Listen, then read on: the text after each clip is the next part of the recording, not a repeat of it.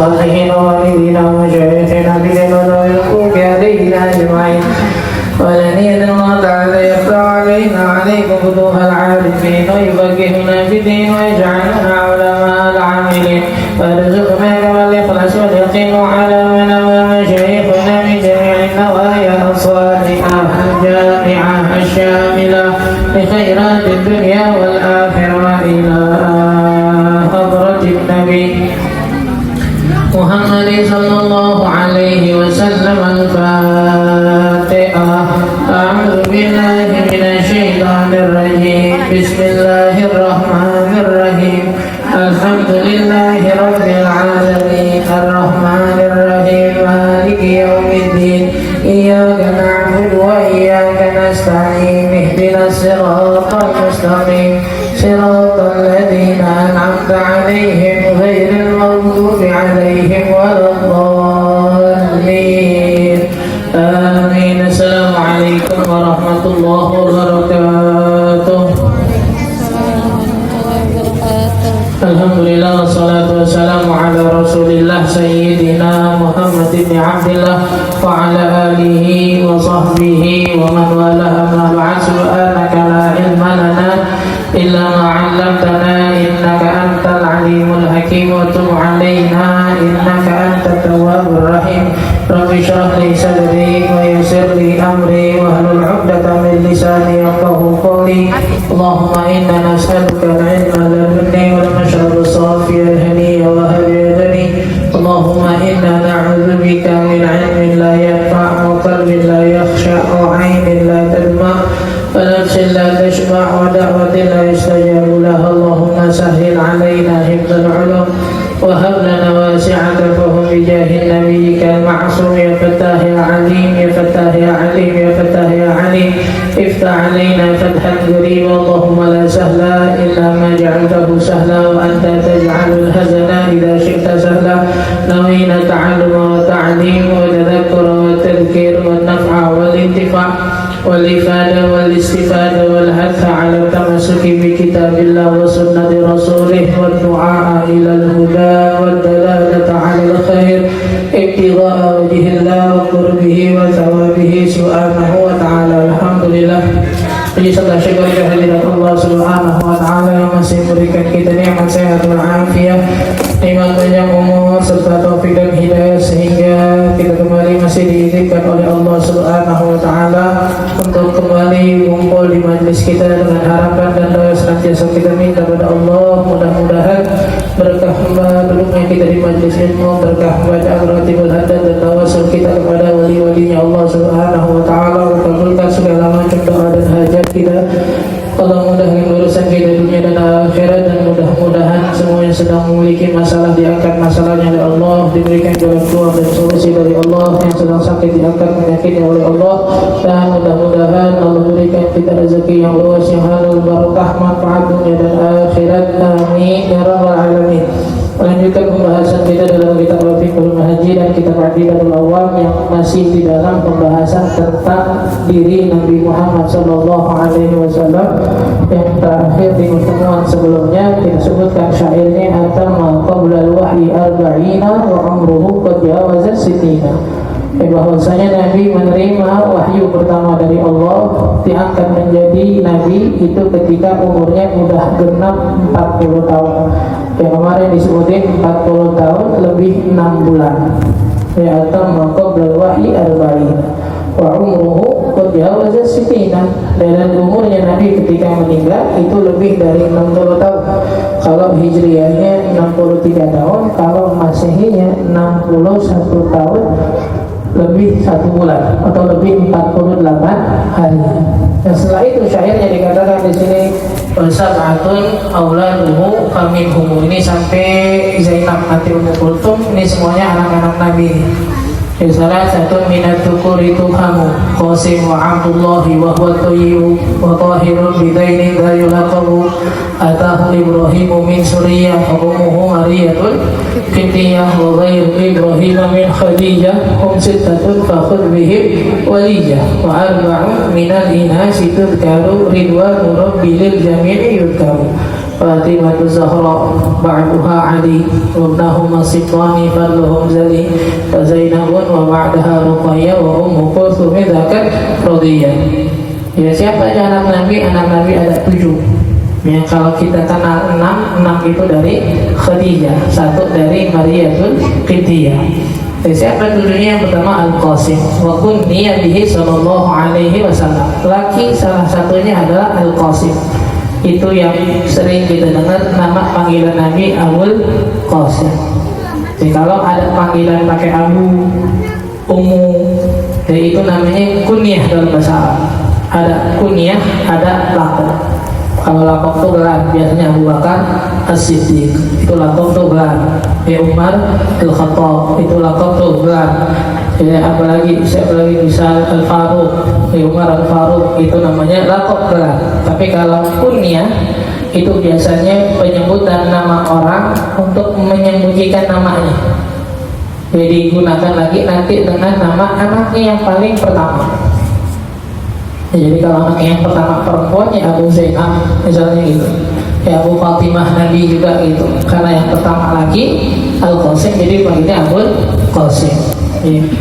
Banyak kalau biasanya dipakai gini dari saudara-saudara kita dari kalangan Salafi, mereka sering pakai ini Abu Ya, lebih khususnya lagi sebenarnya di perempuan.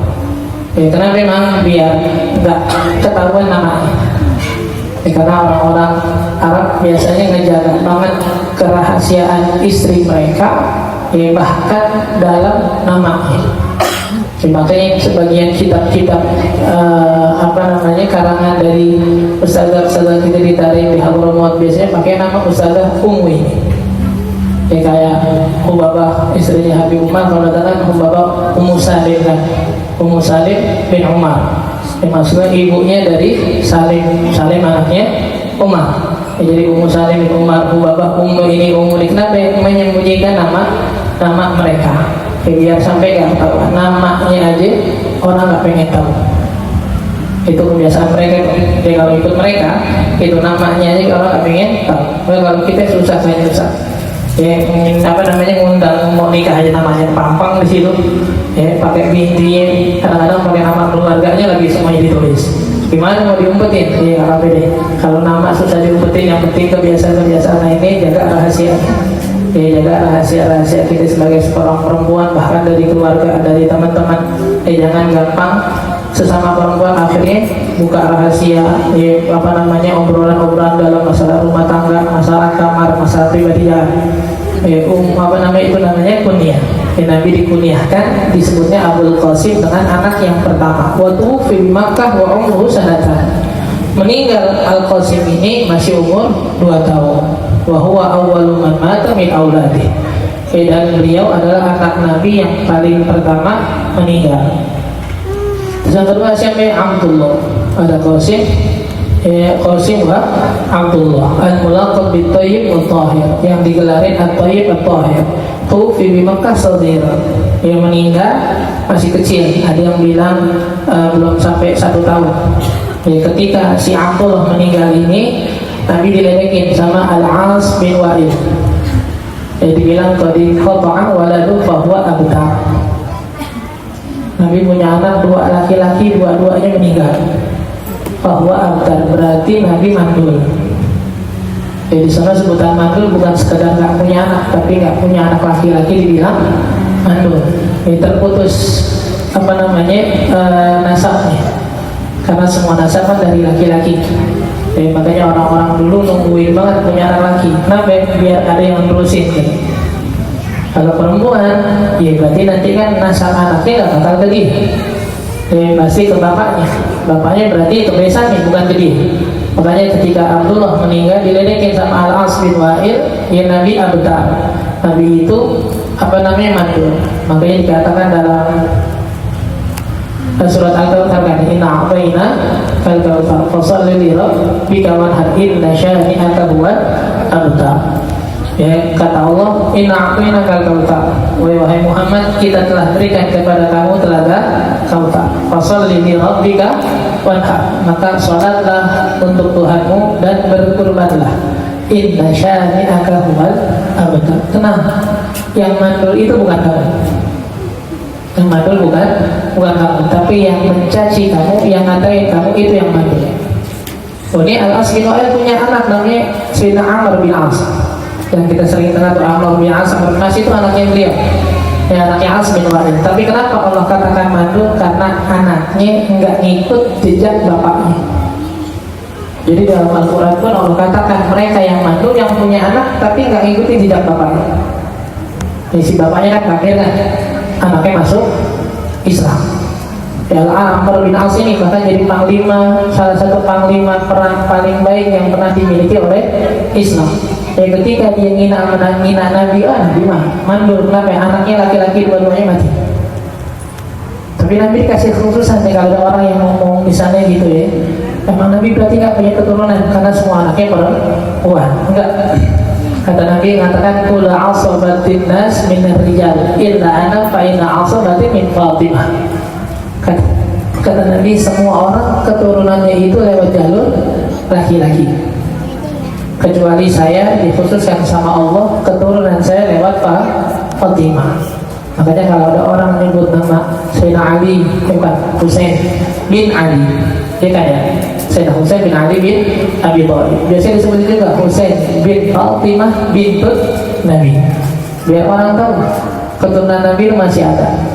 Dari mana jalurnya? Kan Nabi gak punya laki, emang. Tapi keturunan khusus Nabi, keturunannya diakui meskipun lewat Fatimah. Dan kita gak boleh nyangkal kalau kita bilang itu mah maunya Nabi aja biar kelihatan punya anak. Nggak boleh, dosa gitu.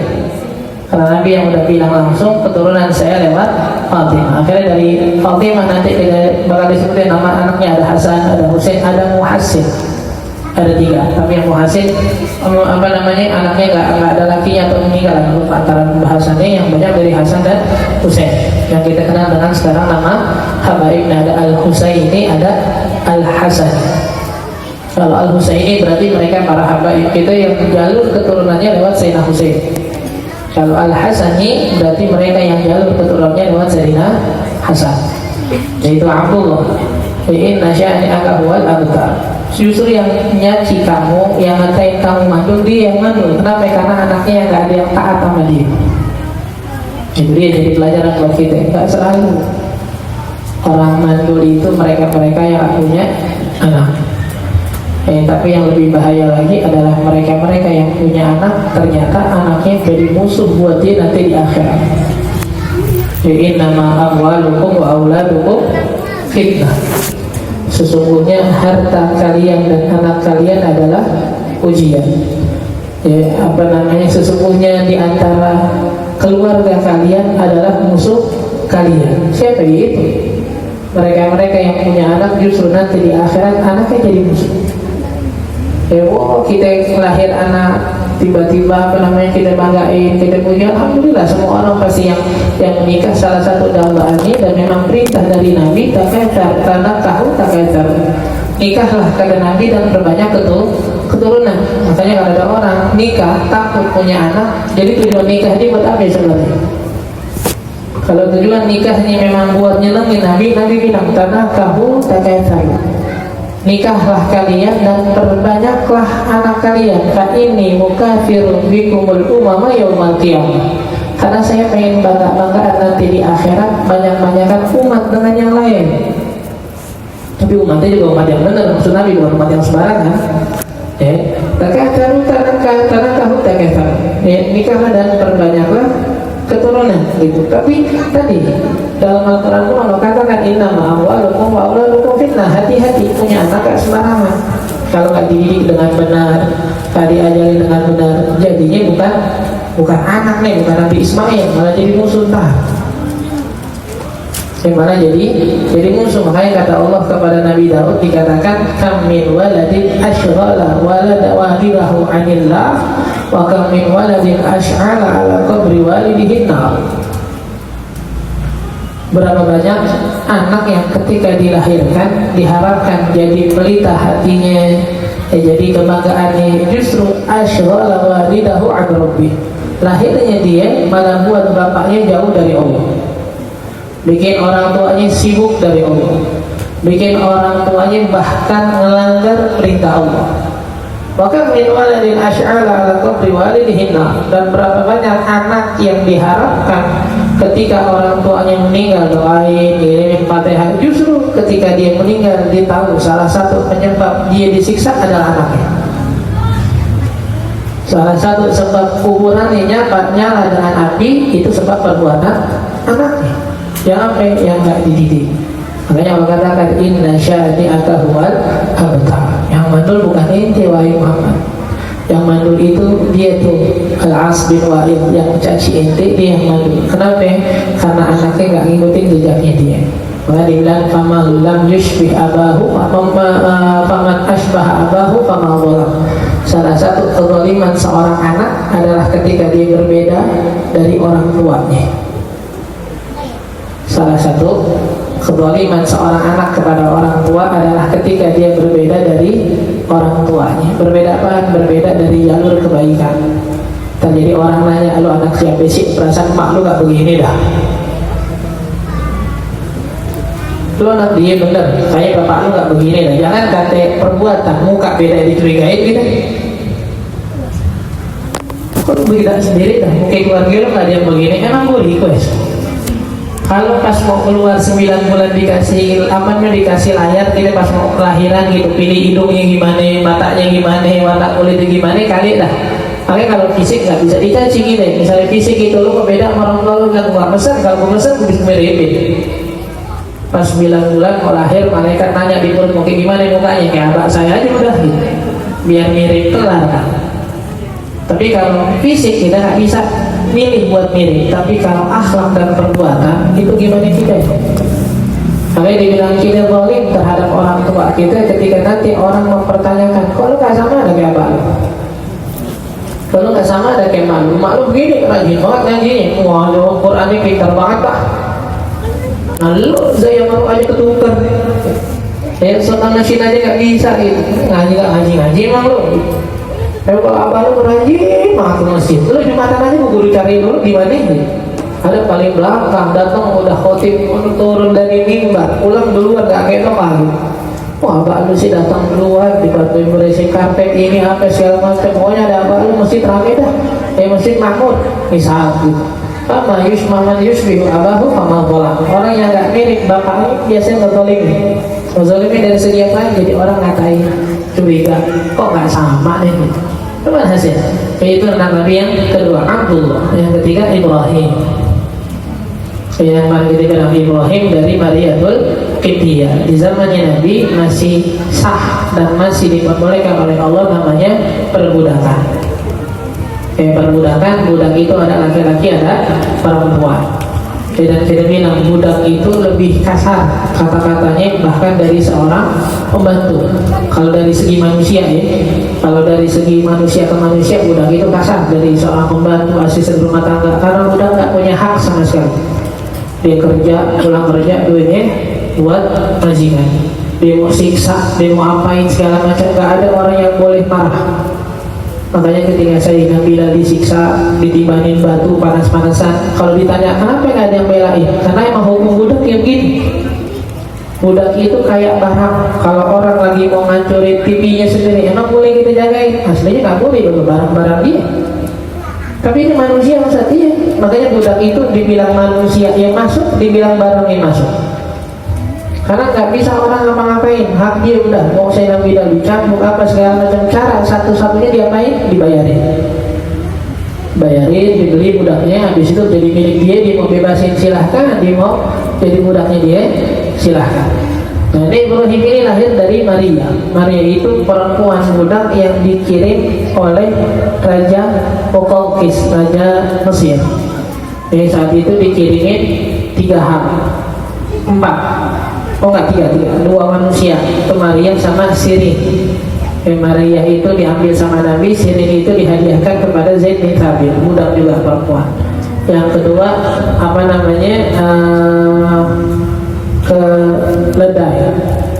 keledai Nabi yang nantinya dipanggil namanya Dulul. Itu yang dipakai sama Nabi sampai beliau meninggal. Habis Nabi meninggal beberapa bulan, ini si Dulul bunuh diri. Habis Nabi meninggal, si Dulul ini bunuh diri, nyemplungin dirinya ke sumur. Nah memang udah bergairah hidupnya nggak amin lagi. Itu keledai.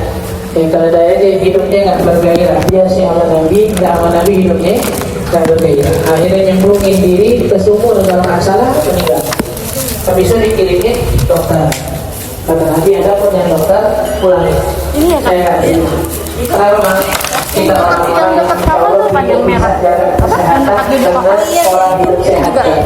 Salah satu yang disebutkan adalah akan nashbah wawakokna akan naju wawakokna malam nashbah. Kata Nabi, salah satu cara hidup sehat adalah makan sebelum lapar, berhenti sebelum siangan. Nah, lagi insya Allah dengan begini jadi bisa sehat. Balik jadi dokter saya nggak tahu. Nah itu dari Maria. Dari Maria lahirlah seseorang anak namanya Ibrahim. Nah, Ibrahim ini juga sama, meninggal umur 18 bulan. Jadi satu tahun. Ini yang ketika meninggal barengan sama gerhana. Ketika meninggal barengan sama gerhana. Para sahabat saat itu mikirnya, waduh Masya Allah nih, meninggalnya Ibrahim jadi gerhana. Kata Nabi enggak. Gerhana itu adalah dua tanda kebesaran Allah. Matahari dan bulan itu dua tanda kebesaran Allah. La yaksifu atau la yaksifu limauti ahadin wala di hayati ahad. Gerhana ini terjadi bukan karena hidupnya seseorang atau matinya seseorang. Dan ketika datang gerhana, kata Nabi, apa yang perlu kalian berbuat? Sholat, zikir, ibadah sampai gerhana itu lewat. Jadi kalau ada gerhana ngapain? Sholat, ibadah, zikir, sedekah, baca Quran sampai gerhananya lewat. Bukan ditemui, direkam, tidak itu status. Oh gerhana yang ditemuin, hampir naik ke genteng. Yang biasanya toronnya macet disuruh benerin nama lakinya ogah gara-gara gerhana bulan mau super moon kayak mau blue moon mau ngapain kayak naik ke genteng mau ngapain merekam. Nah dibilang gerhana ini tanda kebesaran Allah, yukhawwifullahu bihi ibadah, yang Allah bikin orang takutnya loh. Gerhana bulan yang gede, matahari yang gede bisa saya hilangin, bikin dunia jadi gelap, yang harusnya kita takut kagak direkam, dijadiin status bagus-bagusan. Dan yang paling bagus diminta lah gambar itu gila mau dipost. Kagak ada yang sholat gak ikut sholat gerhana, gak wala dikirah di rumah, gak baca Quran di rumah. Kata Nabi, fadhkurullah hatta yang jadi. Berzikirlah kepada Allah sampai gerhananya hilang. Karena kita lagi ditakutin sama Allah, harusnya baliknya dikir, takut, tobat, apa segala macam, bukan malah dipost. Ya terus kata Nabi, di sini lah ucapan yang sering kita dengar tuh, innal aina la tadmah wal qalba la yahzan. Ya wal qalbu ala firatika ya Ibrahim la mahzunun wa la naqulu illa ma yurdi rabbana inna lillahi wa inna ilaihi raji'un. Kata Nabi, innal aina la tadmah. Namanya kita ada keluarga yang meninggal atau orang kekasih kita yang meninggal, hati mata pasti menangis. Innal aina la tadmah wal qalba la yahzan. Dan hati pasti sedih. Dan kami wahai Ibrahim sangat sedih dengan berpisah kepada darimu. Wala naqul wala yurdi wala naqul wala naf'al illa ma yurdi rabbana. Tapi Nabi kasih kaidah, apa? Tak boleh berbuat dan berkata kecuali yang diridhoi sama Allah. Salah satu yang Allah tak ridhoi apa? Ya Allah, kalau laki kita meninggal besok kita gimana? Ya Allah, kalau bapak kita meninggal besok saya bagaimana? Ya Allah, kalau ini nggak ada ntar saya gimana? Nggak boleh, itu haram. Nggak boleh seakan-akan kita yang mengatakan bahwasanya nanti nggak bisa ngapa-ngapain kalau nggak ada suami kita, nggak ada orang tua kita, maka bilang nggak bisa makan dan lain-lain, nggak rezeki dari Allah. Inna lillahi wa inna ilaihi raji'un. Nah itu kaidahnya di sini. Nangis boleh nggak boleh. Tapi jangan sampai tadi itu tidak ada nyebut-nyebut kebaikan si mayat yang kayaknya nggak bakal lagi kebaikan itu ada setelah dia meninggal. Dari dulu kalau saya di kaum di kalangan bangsa Arab jahiliyah ada namanya darbul khat wa syaqul jin. Jadi kalau orang meninggal tuh dulu sampai, dia lupa kerudungannya di ini, bajunya disobek-sobek apa segala macam, nampar-nampar pipi, nggak boleh. Ngucapin tadi kebaikan si mayat yang seakan-akan kalau dia meninggal nggak bakal ada lagi yang ngelakuin, nggak boleh. Tapi nangis boleh. Nabi sendiri nangis. Ditanyakan sama sahabat, mahadul tuwa ya Rasulullah. Sahabat kirain dulu kalau orang meninggal nggak boleh nangis, kita kenapa? Dikiranya nggak ikhlas. Kata Nabi, hadza rahmatun ja'alahu Allah fi qulubi ibadihi. Ini air mata ini adalah rasa kasih sayang yang Allah titipkan di hati hambanya yang pasti keluar kalau berpisah dengan yang disayangi. Bukan itu tidak. Dan dari salah satu caranya sholat berjamaah yang kemarin syarat-syaratnya kan, dari salah satu prakteknya adalah Allah yataqaddamal ma'mum 'alal imam fil makan. Namanya orang sholat jamaah itu imamnya harus ada di bagian depan. Ini biasa terjadi, kita sering ingetin kalau lagi sholat-sholat yang rame-rame nih, sholat Jumat, sholat Id, yang terkadang masjidnya mungkin di tengah-tengah gang atau gimana. Kadang-kadang kita ngambil posisi sholat yang sholatnya itu udah ada di bagian depan dari imam. Kayak di sini nih, misal kalau yang pernah masuk masjid di sini, ya kan masjidnya ada mihrabnya di tempat sholat imam. Itu kan dari tempat imam sholat tuh sejajar dengan tempat wudhu. Kalau di sini imamnya sejajar dengan tempat wudhu. Dia pas sholat, ini bagian kiri masjid buat perempuan. Sholatnya di mana? Sholatnya pas di tempat atau sejajar dengan tempat wudhu yang kalau di baris yang ditarik itu posisinya ada di depan imam. Itu nggak sah sholat itu. Pokoknya hati-hati dah kalau lagi sholat rame-rame ini, belum gelar sholat jamaah di luar masjid terus nggak pakai ngeliat dulu posisi imam di mana. Karena terkadang ada bagian sholatnya si imam yang masjid ini masih panjang, tapi mihrabnya di tengah. Masjidnya masih agak panjang, mihrabnya agak tengah. Contoh gampang dah, Istiqlal. Kalau yang kenal sholat di Istiqlal nih, ya kan ada mihrabnya sendiri nih. Kalau imamnya pas lagi di mihrabnya, itu yang sholat di lantai 2, 3, 4, 5 aman. Tapi biasanya ada acara, mihrabnya dipakai, ditaruhin panggung, akhirnya imam yang sholatnya agak di tengah masjid, agak maju tuh jadinya itu. Nah pas kita sholat di lantai 2, 3, kita tetap sholatnya di bagian paling depan. Ini namanya kita ngedahuluin di imam. Nah itu yang perlu diperhatiin. Kalau pas sholat di masjid ternyata imamnya sholat agak ke tengah atau tidaknya di bagian luar dari masjid, takutnya nggak sejajar, malah ngedahuluin imam. Patokan ngedahuluin semuanya sih, pokoknya ketika tumit si makmum lebih maju dari tumit si imam, itu udah ngedahuluin. Jadi kalau kita sholatnya juga di sholat nih, misalnya kalau laki-laki itu sering kita kasih contoh kan ya. Kalau laki-laki kan sholatnya kan katanya dekatkan kan. Itu deketannya sebenarnya cukup tuh jempol jari kaki si makmum ada di belakang tumit si imam. Gak usah perlu banget dirambutnya kayaknya setengah kaki imam, gak usah. Karena sebagian orang sholatnya ada yang pas habis rukuk, ada sujud dia maju, ada sebagian lagi mundur. Pas sholat sih kaki benar di atas sejadah, sampai pas dari sujud kok keluar sejadah ya. Gak tahu lu gimana sholatnya, ada joget lu gimana? Bangun mundur. Ayo sejadahnya di mana? Orangnya di mana? Enggak, ada yang lagi maju. Perasaan pas sholat aman aja nih. Awal sholat tuh kaki di ujung sejadah, depan tembok. Rakaat pertama aman, rakaat kedua sampai pas rukuk di bentok tembok kok. Berarti agak maju. Itu makanya jangan sholatnya terlalu dekat kalau laki. Nah kalau perempuan, jadi bilang di sini nih, fa idza shalla rajulun wa imra'ah. Kalau seandainya ada imam sholat, makmumnya ada laki ada perempuan. Sholat rajulun wa imra'atun saffur rijal 'ala yaminil imam wal mar'atu khalfur rijal. Makmumnya satu. Kalau laki ini buat ngajarin buat ngajarin anak-anak kita, laki kita gitu, bilangin kalau di rumah mungkin posisi sholatnya salah sama anak-anak gitu.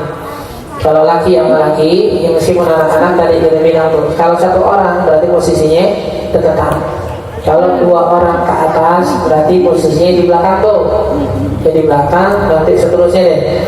Nah, kalau posisinya misalnya gitu, kita sholat di rumah sama suami, sama anak Ustaz yang berumur 7 tahun, 8 tahun, kita juga mau sholat. Gimana posisinya? Posisinya si anak tetap tadi dekatan sama si mami, sama bapaknya nih. Jadi posisinya tetap tuh sampingan begini, bukan di belakang, bukan, karena satu doang kan. Si perempuan di mana? Perempuan di belakang, bukan lagi di samping si anak atau agak di belakang si anak, enggak, posisi perempuan di belakang. Bahkan kalau sholatnya sholatnya laki sama perempuan doang, suami istri nih sholat, perempuannya di mana? Ini imam, perempuan di mana? Sini. Kagak, ada posisi laki, mau ngapain sih? Tapi kalau di TV begitu Ustaz, lagi ngaji TV sih. Nih kalau yang begini dua nih, kalau enggak di ngaji di TV rumahnya sempit, kalau yang terbuat masih benar lah. Kalau rumahnya sempit lah. Kalau rumahnya lega, perempuan di sini. Posisi perempuan di belakang, laki-laki bukan di sini, tapi kan laki bini. Misalnya emang laki bini kamu mau gendongan sholatnya. Lah emang syariatnya begitu aja, udah di belakang si imam. Cuma dikit, lakinya lagi dia bilang lakinya bilang sini dikit, bininya percaya aja lagi. Emang dua-duanya nggak ngaji? Laki di sini, imam perempuan, di sini perempuan. Bahkan kalau anak kecil, ada anak kecil, ini kan laki nih, ini laki, ini imam, laki, anak kecil, perempuan pun di belakang. Bukan perempuan dulu baru anak kecil, enggak, anak kecil tetap dihormati. Kalau ada laki posisinya di depan perempuan.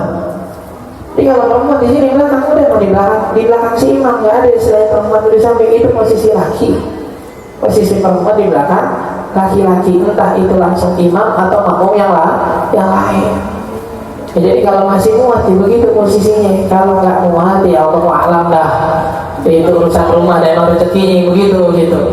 Yang penting jangan sampai dekat-dekat akhirnya ngebalap si imam. Tapi kalau masih muat itu di belakang. Jadi bilangin lakinya di situ posisinya, bukan di sini, bukan di samping, bukan posisi laki, imam laki gitu. Enggak, itu perempuan di mana di belakang.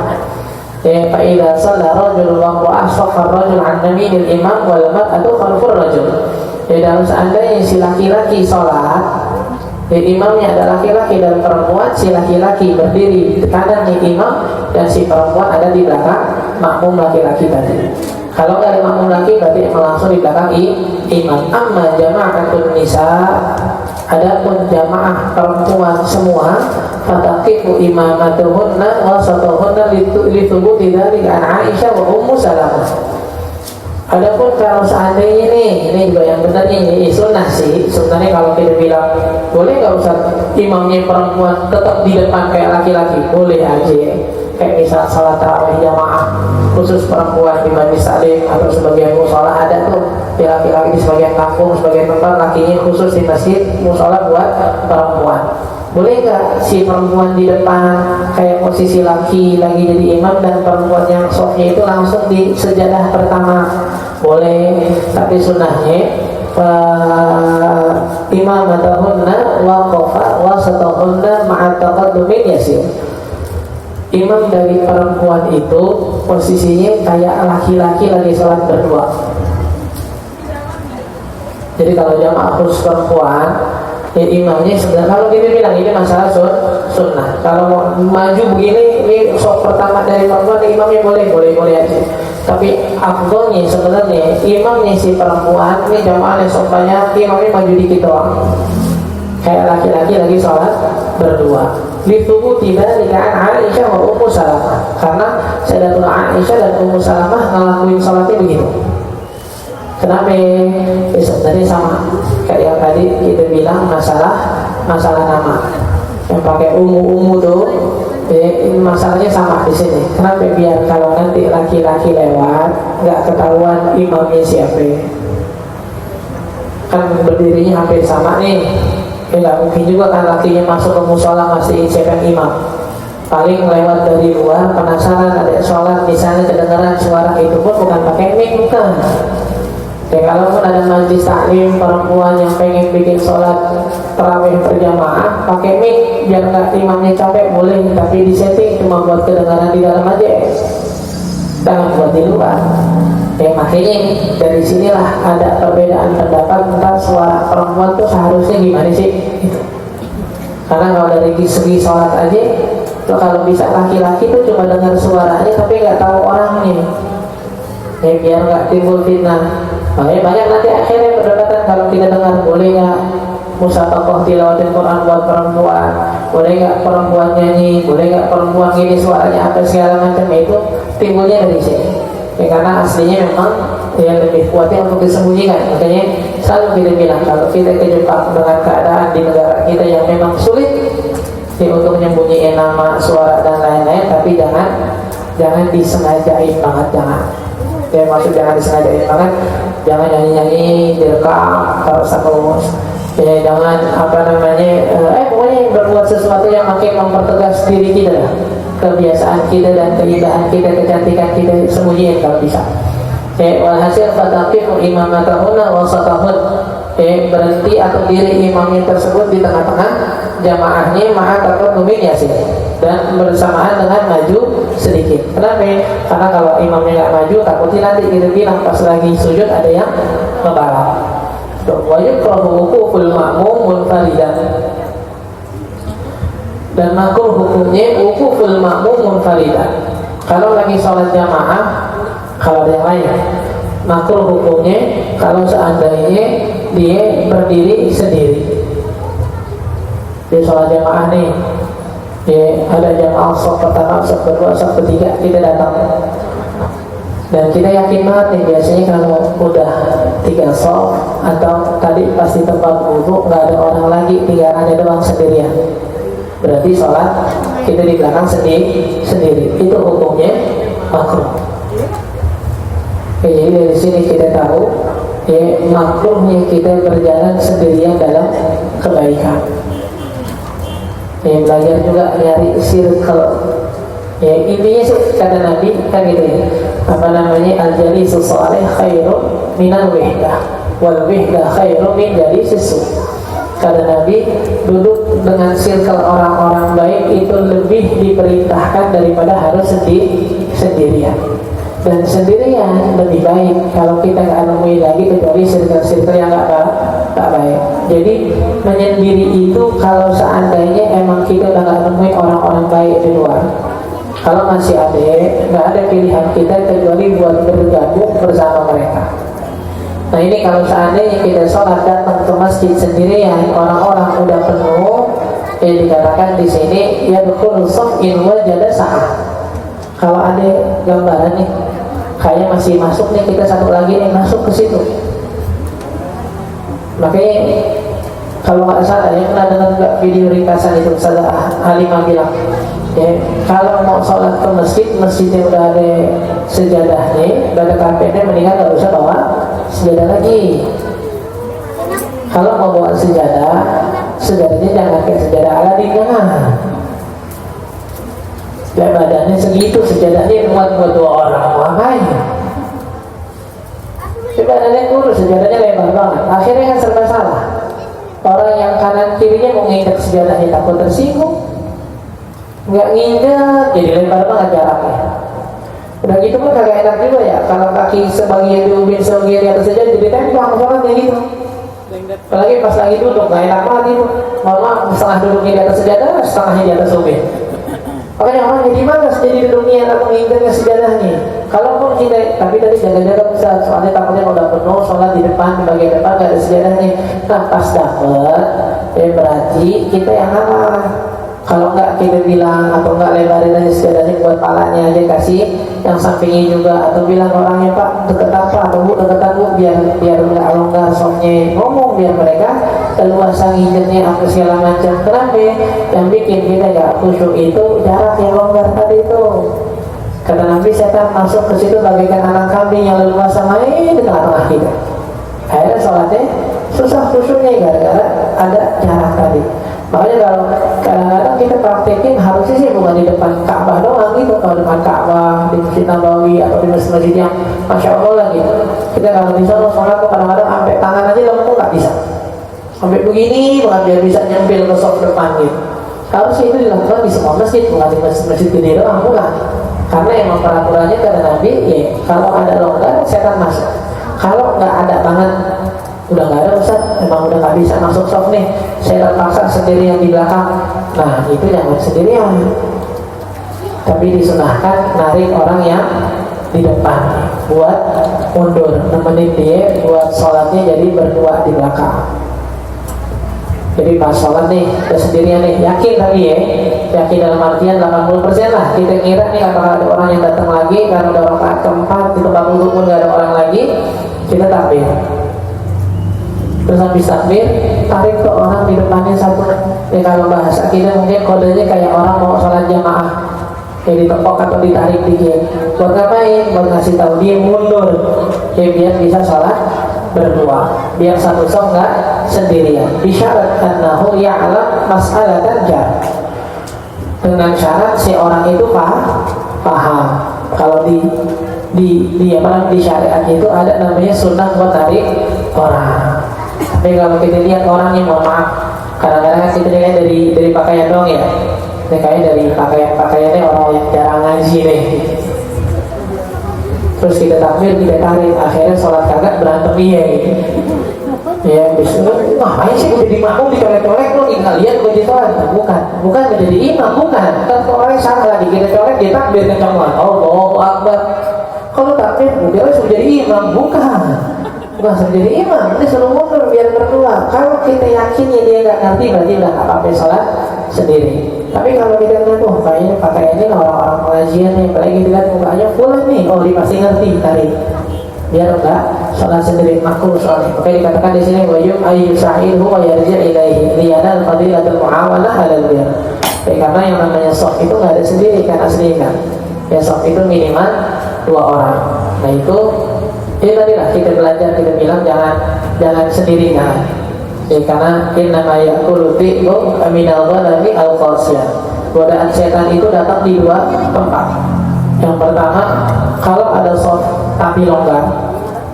Yang kedua, bagi orang-orang yang sholat sendiri tanpa ada sholat lain, orang lain yang nemenin diri, itu pasti jarang banget bisa khusyuk. Kalau dalam sholat berjamaah ya, kalau di rumah lagi sholat sunnah sendiri ya pasti nggak mungkin kita bilang mau ba'diyah, kita bilang ke laki kita bang ba'diyah berdua bang depetan bang, ya nggak bisa. Emang sholat sendiri masing-masing. Tapi kalau sholat jamaah itu yang biasa digangguin setan itu mereka yang sholat sendiri ya, atau sholat di soft tapi nggak rapat. Wallahu a'lam. Bagaimana caranya nasihatin saudara yang pacaran biar nggak jadi bermusuhan nanti? Nasihat itu selama keluar dari hati yang ikhlas karena Allah dan hati yang terima karena Allah, harusnya nggak jadi permusuhan. Dalam arti yang ikhlas karena Allah, saya ikhlas kalau Ustaz, itu dia. Kalau kita ikhlas nasihatin karena Allah, satu, kita bakal pilih bahasa yang bagus. Yang kedua, apapun respon dari dia nggak usah diberi.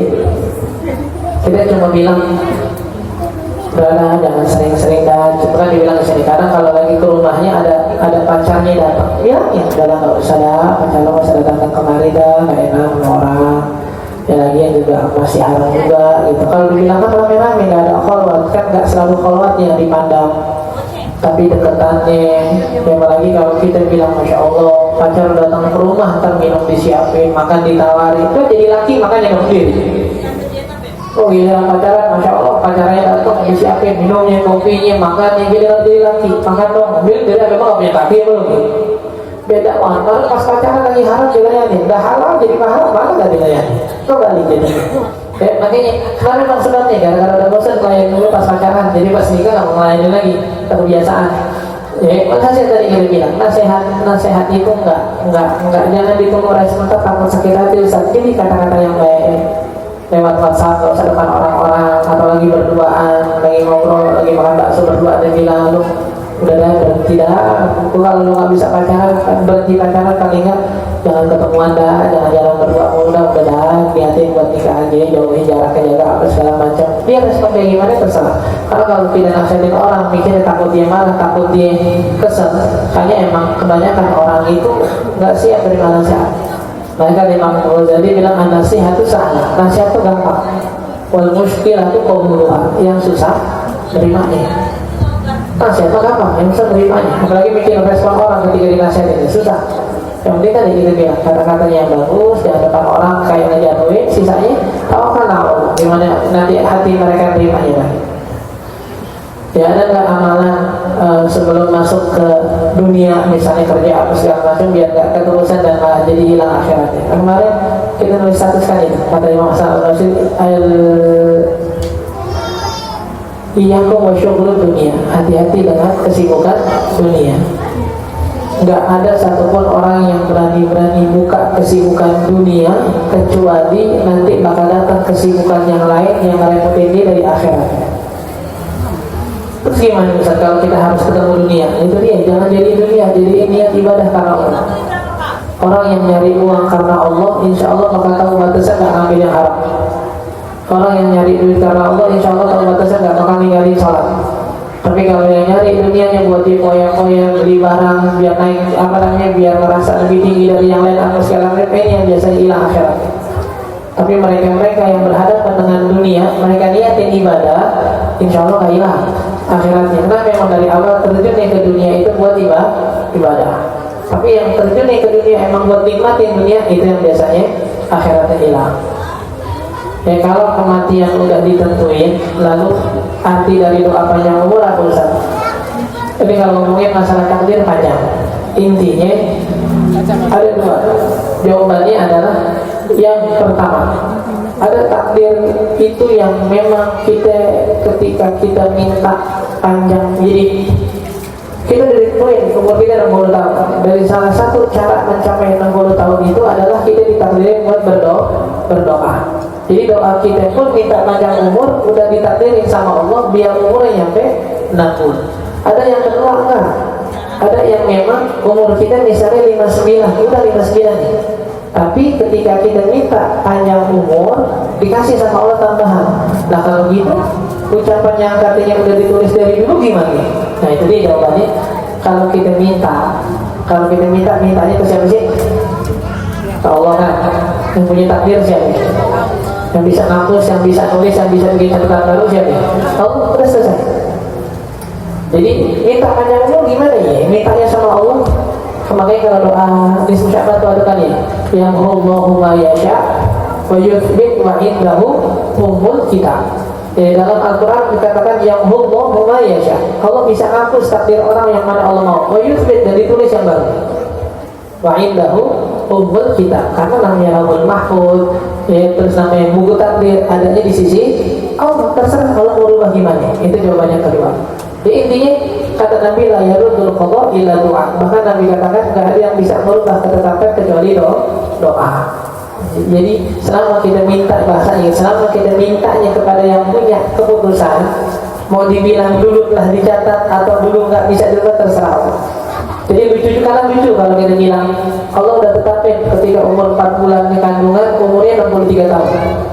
Terus Allah nggak bisa rubah. Berarti Allah kalah dong sama malaikat.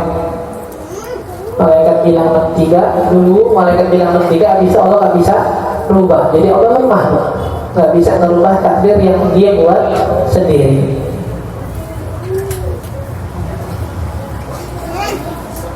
Kalau ketemu orang yang sering playing victim, Ustaz, merubah apa ngomongnya beda dengan kenyataan, gimana ini, jangan main sama dia. Itu udah tahu nih orang bermasalah, masih main sama dia mau ngapain? Itu kalau ada masalah misalnya pasti di hadapan orang dia cerita seakan-akan dia korban, padahal dia yang salah. Ini masih main juga, mau ngapain? Ini masih betah. Ada pernah kena fitnahnya dia 2 kali, tapi masih main, masih mau ngapain? Ya kadang-kadang lucu gitu, ada hal yang nyakitin kita yang kita gak betah, tapi masih main juga. Habis itu kena bahasa kita gitu, kena batunya dia ngomong juga ke orang. Ini tinggal ya. Jadi nggak apalagi pertemanan yang kita bilang nggak bawa ke surga, nggak jadi pahala, nggak nih apa beratnya sih gitu. Kalau ada orang hamil sebelum nikah, terus nikahnya setelah anaknya lahir, walinya tetap ibunya atau bapaknya? Enggak, bintinya ibunya, tapi buat jadi walinya ntar pengadilan, hakim. Jadi nggak bisa dibilang walinya ibunya, nggak, bintinya ke ibunya, nggak ada bapaknya, nggak ada. Tapi bintinya ke ibunya. Tapi apakah ketika dibilang pulang bintu pulang jadi wali? Enggak, wali nggak ada perempuan kan. Jadi namanya wali tak apa namanya hakim dari pengadilan agama, utusan dari kaum dan lain-lain. Kalau kita jamaah sama anak kita laki yang 7 tahun, posisi yang benar gimana? Anak kita di samping apa di belakang? Laki perempuan nih, Kalau perempuan samping berarti. Tadi kan ya jamaah perempuan tuh perempuannya sama kayak laki-laki, kalau perempuan. Tapi kalau perempuan anaknya laki, ya laki anaknya jadi imam. Anak saya 7 tahun kan laki, jadi imam dia berarti. Tapi belum bisa sholat, ya nggak jamaah namanya berarti. Kalau dia bilang belum bisa sholat, belum bisa rukun sholat, berarti nggak jamaah-jamaah namanya. Jadi belajar sholat jamaah doang gitu. Emaknya mah sholat sendiri niat ya. Yuk. Ya apa namanya, nggak akan jadi sholat jamaah beneran nggak? Kalau jamaah beneran, ya emaknya di belakang, anaknya yang jadi imam. Mukanya 7 tahun, karena mumayyiz sudah bisa ibadahkan kembali kita bilang, asal tahu rukun dan syarat sholatnya. Kalau ibu yang jadi imam ada anak laki umur 13 tahun, gimana posisi anak? Nggak bisa.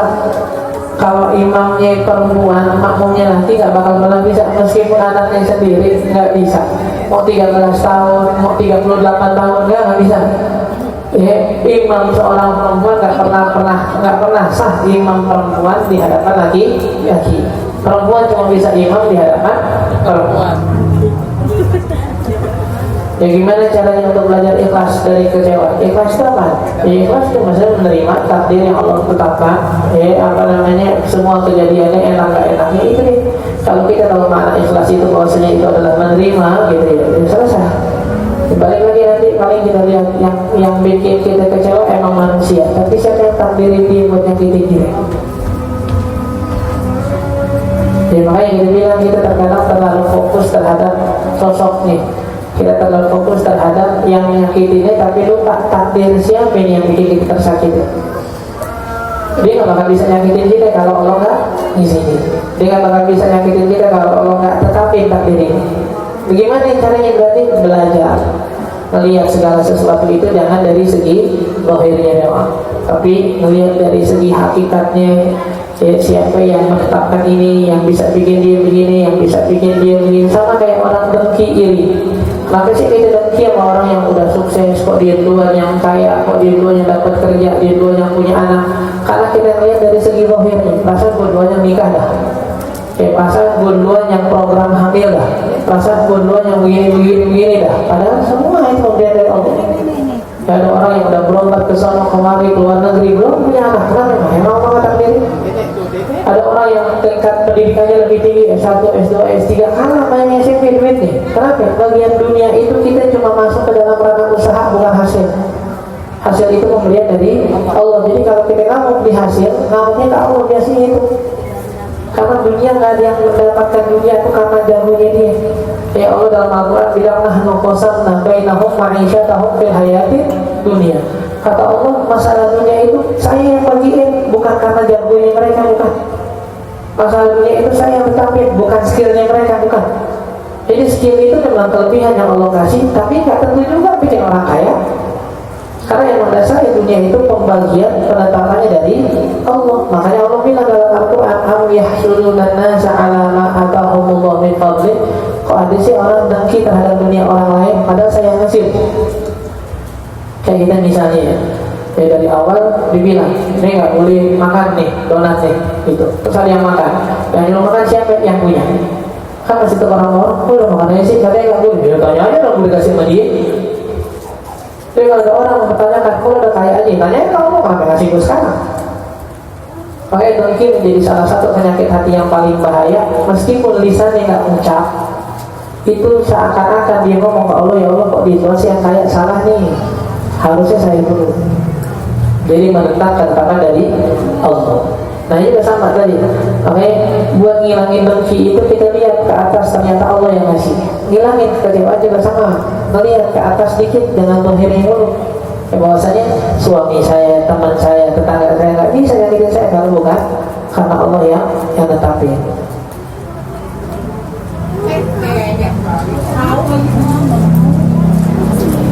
Ya Ustaz nggak boleh makan makanan yang haram, termasuk uang haram. Maka kita sebagai istri, uang kita dari suami. Kita nggak tahu nih suami kita uangnya dari mana, gimana? Jangan ditanya.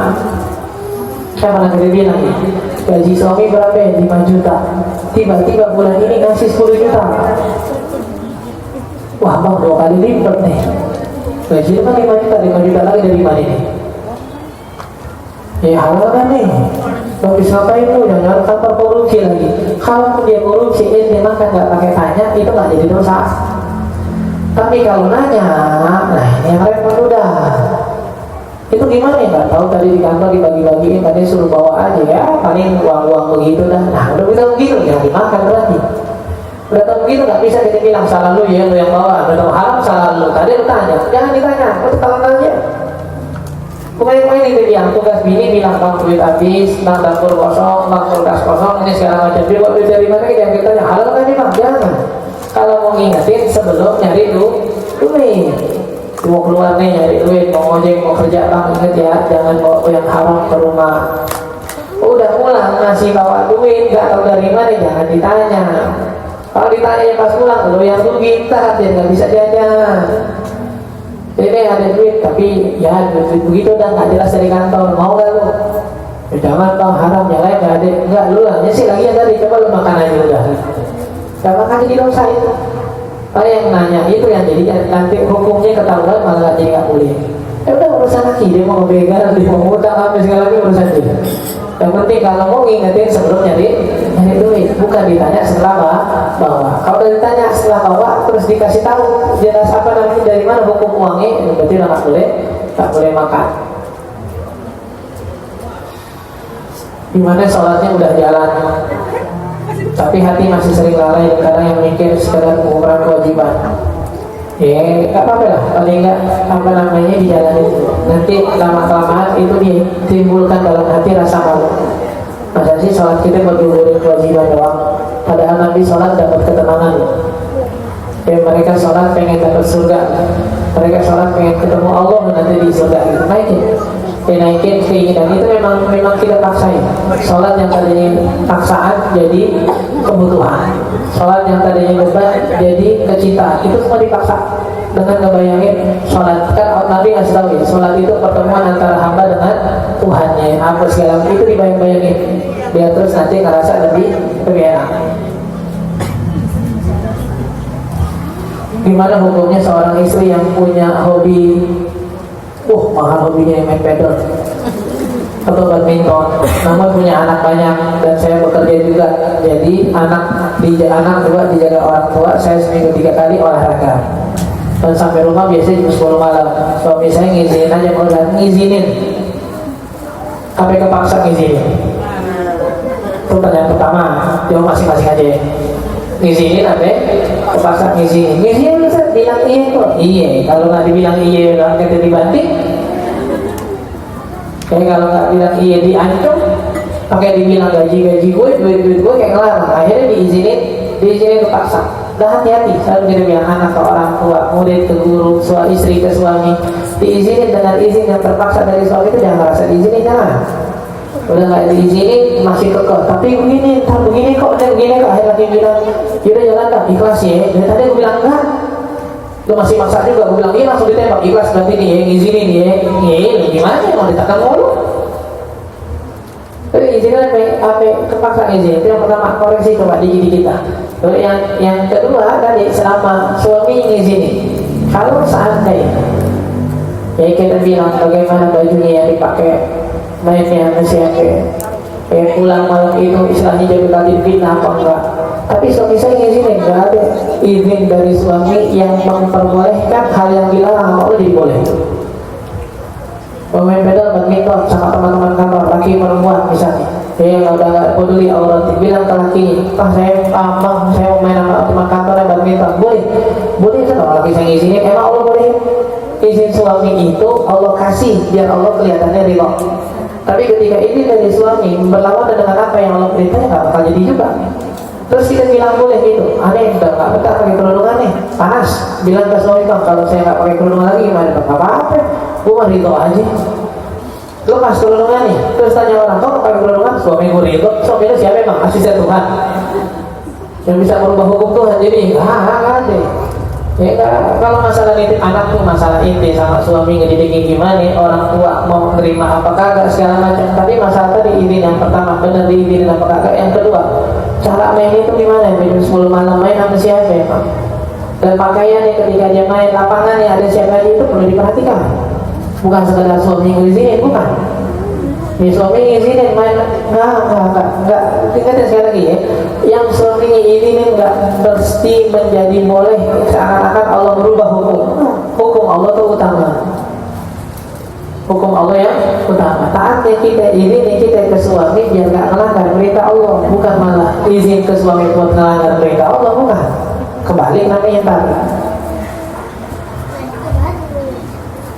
Hati-hati karena trauma atau nggak percaya karena tak percaya takdir Allah. Gimana cara bedain? Saya takut milih-milihnya terhadap laki-laki ini gara-gara trauma atau nggak percaya takdir. Kalau seandainya kita benar cuma karena nggak percaya trauma, kita lebih hati-hati dalam kriteria aja. Dulu misal dia terima atau dekat sama laki gara-garanya cuma dia cakep, kata-katanya manis apa segala macam. Sekarang enggak, kriterianya dirubah. Gimana apa yang Nabi bilang, agamanya, nasabnya, latar belakangnya, itu dilihat semuanya pelan-pelan.